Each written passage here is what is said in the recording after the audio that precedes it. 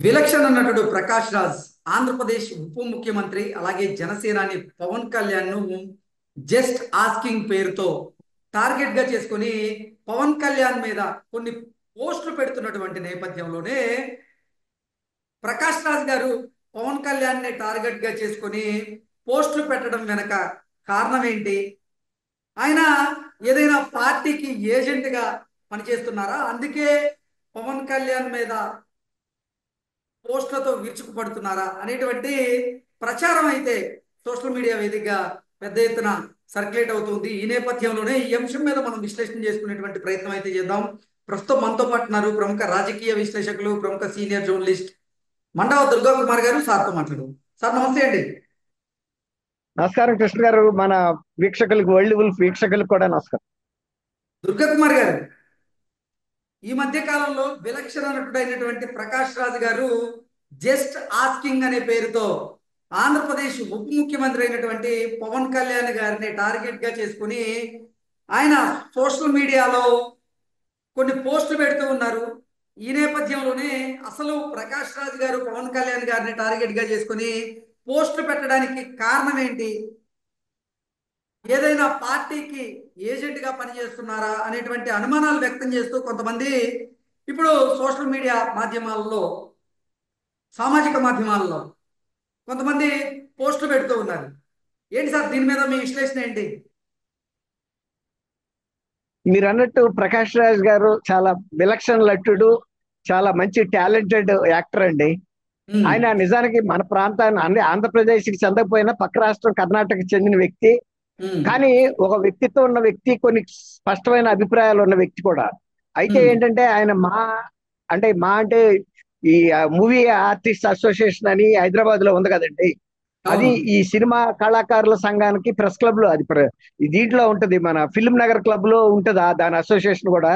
దాని ఎన్నికలు కూడా ఒక ఎమ్మెల్యే స్థాయి ఎన్నికల్లాగా జరుగుతాయి, చాలా ప్రతిష్టాత్మకంగా. అందులో ఆయన మొన్నటిసారి మంచు విష్ణు మీద పోటీ చేశాడు అధ్యక్షుడిగా. కొంత మెజార్టీతో ఆయన ఓడిపోయాడు. ఓడిపోయినప్పుడు కూడా ఆయన స్పోర్టివ్ గానే తీసుకున్నా అని చెప్పాడు. అయితే ఏంటంటే ఇక్కడ మనం చూడాల్సిన అంశం ఏంటంటే, ఇప్పుడు ప్రకాష్ రాజ్ గారు మాట్లాడటానికి కొంత కారణం ఏంటంటే సినిమా రాజకీయాలను కూడా ఇక్కడ తీసుకొస్తున్నాడండి ఆయన. ఆయనకి ఆ కుటుంబంతో ఉన్న విభేదాల దృష్ట్యా పవన్ కళ్యాణ్ లాంటి వ్యక్తి వాళ్ళ ఒక డిప్యూటీ చీఫ్ మినిస్టర్ స్థాయికి వెళ్ళటం అనేది ఆయనకి మింగుడు పడట్లా. అంటే నేను అంతకన్నా సీనియర్ని, గతంలోనే ఆయన కన్నా ముందు రాజకీయాల్లో ఉన్నాను. పార్టీ పెట్టకపోయినా కొన్ని రాజకీయ పార్టీలకి ఆయన ఒక దీనిగా నిలిచాడు. కానీ ఇప్పుడు ఏంటంటే తను ఇక్కడ ఉండే స్థానికంగా ఉండే కొన్ని అంశాలని ఆయన చొప్పిస్తానికి ప్రయత్నిస్తున్నాడు. తర్వాత పవన్ కళ్యాణ్ గారు ఆయన కన్నా వయసులో చిన్నాడు. తను ఏమనుకుంటా అంటే, ప్రకాష్ రాజ్ గారు నేను ఒక మేధావిని, సినిమా రంగంలో పెద్ద ఎవరికి రాజకీయంగా లేకపోతే వీటికి మనం ఏమంటామంటే దాన్ని సంఘానికి సంబంధించినటువంటి అంశాలకు సంబంధించిన అంశాల్లో పెద్దగా, సామాజిక అంశాల్లో పెద్దగా అవగాహన ఉండదు. నాకు బాగా ఉంది. నేను ఒకప్పుడు ఇక్కడ మనం గమనించాల్సింది ఏంటంటే, ఈవెన్ బిఆర్ఎస్ పార్టీ చంద్రశేఖరరావు గారు కూడా ఈయన్ని ఉపయోగించుకుని కేంద్ర రాజకీయాల్లో ప్రవేశించాలని కూడా తన్ని ఒక దృష్టిలో పెట్టుకుని ఉపయోగించుకోవడానికి ప్రయత్నించాడు. కానీ ఆయనకి వేరే అంశాలు ఎదురుగా వచ్చి ఆయనకి అనుకూలిస్తలేదు. ప్రతికూలమైన పరిస్థితులు వచ్చి ఆయన తగ్గాడు. కానీ లేకపోతే ఎందుకంటే ఈయన కొన్ని రాష్ట్రాల్లో, అంటే ఇప్పుడు సపోజ్ కర్ణాటకలో కానీ, తమిళనాడులో కానీ, లేకపోతే మహారాష్ట్రలో కానీ ఈయనకి కొంత ఇతర భాషలతో ప్రవేశం ఉంది, కొంత అవగాహన ఉంది ఆ రాష్ట్రాల పట్ల, తర్వాత సామాజిక అంశాల పట్ల. తర్వాత కేంద్రంతో కూడా, ఈ కేంద్రంలో తను ఎస్టాబ్లిష్ చేసుకోవడానికి ఇది పనికొస్తుందనే ఉద్దేశం మీద కూడా ఆయన ప్రకాష్ రాజ్ గారిని చేరదీశాడు. కానీ అది పెద్దగా ఫలించలేదు. ఇప్పుడు మనం గమనించాల్సిన అంశం ఏంటంటే, ఇప్పుడు ఈయన ఏదైతే చెప్తున్నాడో మన సనాతన ధర్మం గురించి, ఈయన పవన్ కళ్యాణ్ గారు, పవన్ కళ్యాణ్ కి దాదాపుగా అర్హత లేదు అన్నట్టుగా మాట్లాడుతున్నాడు ప్రకాష్ రాజ్ గారు. అంటే అదేదో నా మోనోపలి, నేను మాత్రమే మాట్లాడాలి, ఆఫ్టర్ ఆల్ పవన్ కళ్యాణ్ ఏంటి బచ్చాగాడు అన్న ఒక ఇది కనపడుతుంది ఆయన టోన్ లో. కానీ ఈయనకి బీజేపీతో ఎంత సానుకూలమైనటువంటి సంబంధాలు ఉన్నాయో పవన్ కళ్యాణ్ కూడా అంతే ఉన్నాయి. దానికి తోడు పవన్ కళ్యాణ్ కూటమిలో భాగస్వామి. ఇవాళ ఈయనకి ఇచ్చినటువంటి ప్రాధాన్యత ప్రకాష్ రాజ్ కూడా ఇవ్వదు పార్టీ.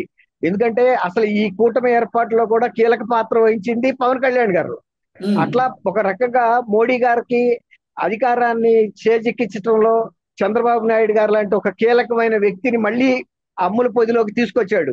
గతంలో ప్రకాష్ ఒకప్పుడు రాజు వీళ్ళు ఒక గారికి, దుర్గా కుమార్ గారు, ప్రకాష్ రాజు గారికి అసలు అయ్యా హిందుత్వ భావజాలం అంటేనే ఆ, పడదని, అందుకే ఆయన ఇప్పుడు సనాతనం మీద స్టాండ్ తీసుకున్నటువంటి పవన్ కళ్యాణ్ గారిని టార్గెట్ గా చేసుకొని మాట్లాడుతున్నారు అంటూ, అంటే సోషల్ మీడియాలో ఒక ప్రచారం జరుగుతుంటే మరొక ప్రచారంగా మాత్రం లేదు, పవన్ కళ్యాణ్ గారు ఇప్పుడు సనాతన ధర్మాన్ని అలాగే లడ్డు వంశాన్ని ఆయన భుజానికి ఎత్తుకున్నటువంటి నేపథ్యంలోనే ఇప్పుడు వైఎస్ఆర్సీపీ ఏజెంట్ గా ప్రకాష్ రాజ్ గారు పనిచేస్తూ ఉన్నారు. అందులో భాగంగానే కళ్యాణ్ గారిని ప్రకాష్ రాజ్ టార్గెట్ గా చేసుకొని ఇప్పుడు పోస్టులు పెడుతున్నారు అంటూ మరికొన్ని పోస్టులు కూడా సోషల్ మీడియాలో ప్రత్యక్షం అవుతూ ఉన్నాయి. అసలు ఏంటి, దీన్ని ఎలా చూడొచ్చు? ఇప్పుడు మనం ఏంటంటే ఆ, కృష్ణ గారు, సార్. ఈయన రాజకీయంగా కొంత అవగాహన ఉన్నది కాబట్టి నేను ఇప్పుడు ఆయన బీజేపీ భావజాలంతో వ్యతిరేకించే మాట వాస్తవమే. ఆయన ఉమ్. ఆ, గతంలో కూడా కొన్ని స్టేట్మెంట్లు కూడా ఇచ్చాడు, ఆ మాట వాస్తవమే. అవును. కాబట్టి ఇప్పుడు ఆ కక్షని సనాతన ధర్మం గురించి చెప్పే తర్వాత నీకెక్కడ ఉందనే తీరులో మాట్లాడుతున్నాడు. ఇక్కడ ఉమ్. మనం గుర్తుంచుకోవాల్సిన విషయం ఏంటంటే దేశంలో మన మన రాజ్యాంగం ప్రకారం ఎవరు ఏ రాజకీయ పార్టీనైనా ఏ మతాన్నైనా ఏ సిద్ధాంతాన్నైనా పాటించే స్వేచ్ఛ ఎవరికైనా ఉందండి. ఉమ్. దాన్ని ఇప్పుడు పవన్ కళ్యాణ్ గారు మాట్లాడే మాటల్ని ఈయన ఖండించాల్సిన అవసరం లేదు. తన సిద్ధాంతాన్ని తను చెప్పొచ్చు. ఆయన ఉమ్. బీజేపీకి సన్నిహితంగా ఉన్నాడు. మోడీ గారికి గుడ్ లుక్స్ లో ఉన్న బ్లూ వైట్ బాయ్.